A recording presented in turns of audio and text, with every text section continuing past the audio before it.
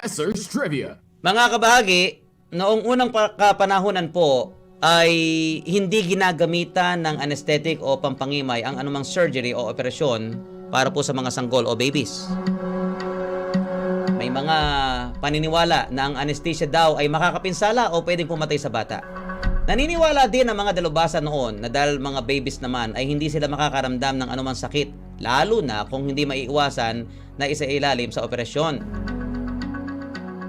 Ikinatwiran po ni Dr. Paul Plechig ang non-myelinization sa nervous system ng bata kung kaya't malabo niya na makadama ito ng sakit at hindi rin makakatanda ng pinagdadaanan dahil sa kakulangan ng tinatawag na conscious memory. Dahil dito, pikit mata na sinisikap kayanin ng mga magulang noon ang iyak at hirap ng kalooban na iniisip nila ng pinagdadaanan ng mga supling sa ospital. Kadalasan, mga kaibigan, ay binibigyan lamang ang mga bata o mga baby ng muscle relaxant upang ikalma sila habang ginagamot o isinasa ilalim po sa surgery ng mga doktor.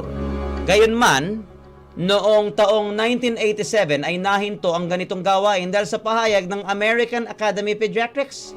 Ipinahayag ng grupo na unethical o baluktot na operasyon o baluktot o mali na operahan ang isang sanggol nang walang anumang anesthesia.